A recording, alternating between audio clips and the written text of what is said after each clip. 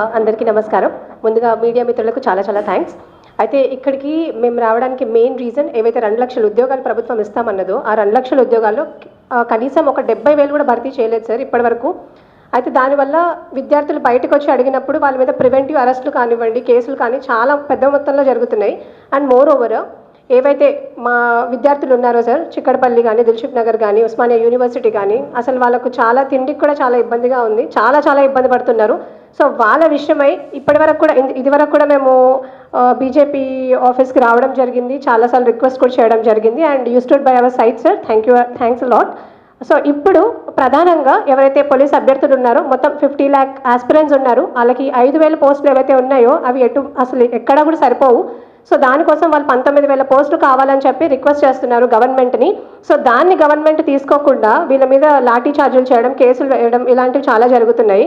So మేము ఈరోజు ఇక్కడికి రావడానికి major reason is Maheshwar Reddy గారు కానివ్వండి, అంజిరెడ్డి గారు కానివ్వండి, మాకు day 1 నుంచి they are supporting us. So sir, we want the further action to be decided by your party.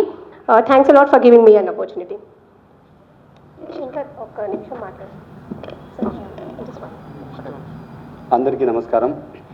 తెలంగాణలో నిరుద్యోగులు గత 20 రోజుల నుంచి దిల్సుఖ్ నగర్లో కావచ్చు, చైతన్యపురిలో కావచ్చు, ఆర్టీసీ క్రాస్ రోడ్లో, ఉస్మానియా యూనివర్సిటీలో మాకు ఏదైతే మీరు ఇచ్చే 5,000 ఖాళీలు సరిపోదు, మీరు చెప్పినట్టు 19,000 వేకెన్సీస్ ఉన్నాయని మీరు అఫీషియల్గా జాబ్ క్యాలెండర్ ప్రకటించారు. ఆ జాబ్ క్యాలెండర్ నోటిఫికేషన్ మాకు తక్షణమే భర్తీ చేయమని మేము అడుగుతుంటే మమ్మల్ని ఎక్కడికక్కడ అరెస్టులు చేయడం జరుగుతుంది. మేము మీ మంత్రి పదవులు అడగట్లేదు, ఎమ్మెల్యే సీట్లు అడగట్లేదు. రేవంత్ రెడ్డి గారు, మేము ఒకటి రిక్వెస్ట్ చేస్తున్నాం, మేము మీ దగ్గర ఒక 5-6 మంత్రి పదవులు ఉంచుకున్నారు, సంతోషమే, 5 కాదు ఇంకో 10 ఉంచుకోండి, మేము కాదనం. కానీ నిరుద్యోగులు ఏదైతే మీరు చెప్పినట్టు 19,000 ఖాళీలు ఉన్నాయని చెప్పారు, అది మమ్మల్ని భర్తీ చేయమని అడుగుతున్నాము. ఇది మా సమస్య కాదు, యావత్ తెలంగాణలో ఉన్న మీరు అఫీషియల్గా ఓటీఆర్ పెట్టారు.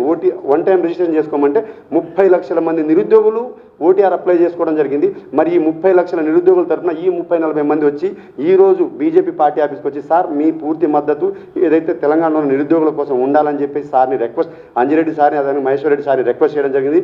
వారు కూడా సానుకూలంగా స్పందించి రేపటి కార్యాచరణ గురించి మాకు చెప్పడం జరిగింది. So thank you sir, thank you so much మా పోలీస్ నిరుద్యోగ జేఏసీలకు మద్దతు తెలిపినందుకు.